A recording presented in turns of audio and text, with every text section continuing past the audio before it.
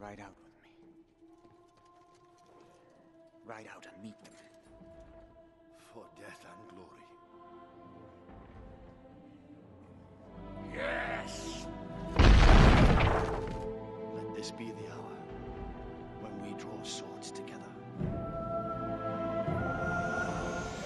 Ladies and gentlemen, it is official. Robert F. Kennedy has dropped out of the presidential race and is joining forces with Donald Trump in a bombshell to the 2024 presidential race. This is massive news. Robert Kennedy Jr. commands very loyal, allegiant voters. Those voters are people who want to see the country change and want to see the deep state destroyed.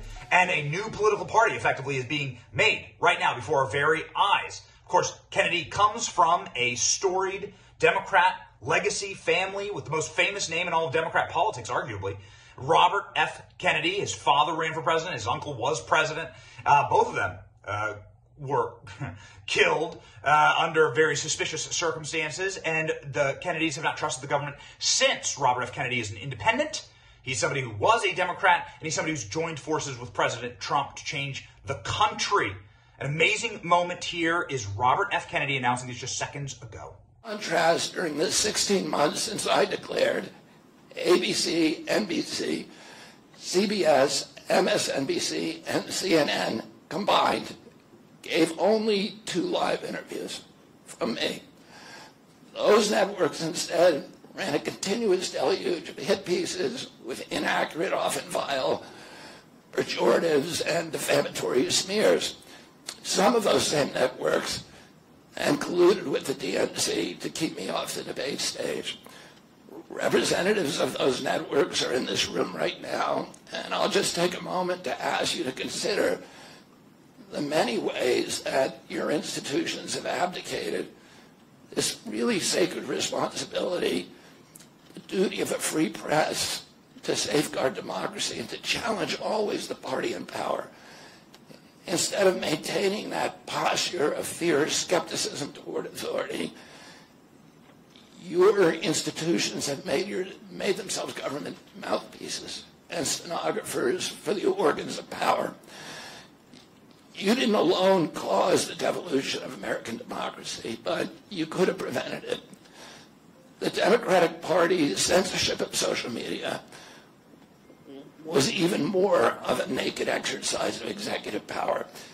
This week, a federal judge, Terry Doty, upheld my injunction against President Biden, calling the White House's censorship project, quote, the most egregious violation of the First Amendment in the history of the United States of America.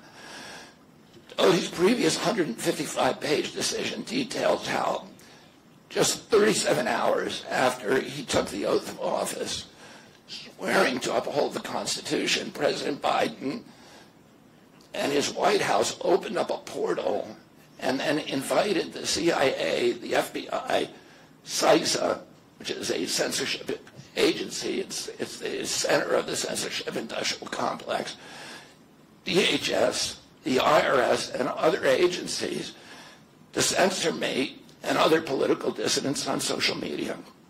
Even today, users who try to post my campaign videos to Facebook or YouTube get messages that this content violates community standards. 2 days after Judge Doty rendered his decision this week, Facebook was still attaching warning labels to an online petition calling on ABC to include me in the upcoming debate. They said that violates community standards, their community standards. The mainstream media was once the guardian of the First Amendment and democratic principles, and it's joined this systemic attack on democracy. It also, the media justifies their censorship on the grounds of combating misinformation, but governments and oppressors don't censor lies. They don't fear lies. They fear the truth, and that's what they censor. And I don't want any of this to sound like a personal complaint, because it's not. For me, it's all part of a journey, and it's a journey that I signed up with. But I need to make these observations because I think they're critical for us doing the thing that we need to do as citizens in a democracy to assess where we are in this country and what our democracy still looks like and the assumptions about U.S. leadership around the globe. And are we living up, are we really still a role model for democracy in this country? Or have we made it, a kind of a joke? And here's the good news. While mainstream outlets denied me a critical platform, they didn't shut down my ideas, which have especially flourished among young voters and independent voters, thanks to the alternative media. Many months ago, I promised the American people that I would withdraw from the race if I became a spoiler. A spoiler is someone who will alter the outcome of the election but has no chance of winning. In my heart, I no longer believe that I have a realistic path to electoral victory in the face of this relentless systematic censorship and media control. So I cannot in good conscience ask my staff and volunteers to keep working their long hours or ask my donors to keep giving when I cannot honestly tell them that I have a real path to the White House. Furthermore, our polling consistently showed that by staying on the ballot in the battleground states, I would likely hand the election over to the Democrats with whom I disagree on the most existential issues: censorship, war, and chronic disease.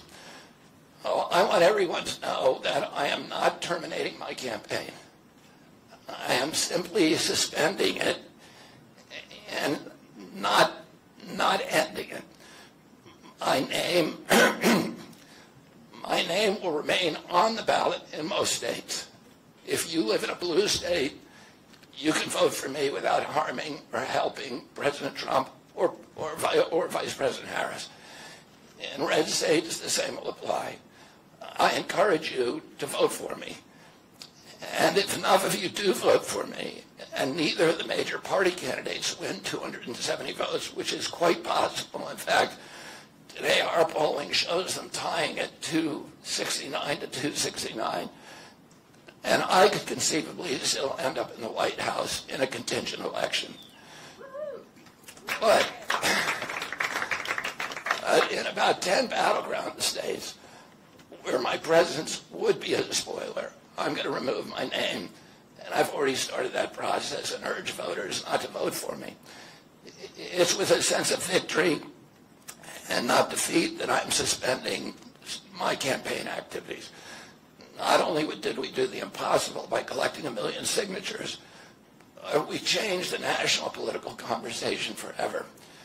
Chronic disease, free speech, government corruption, breaking our addiction to war have moved to the center of politics.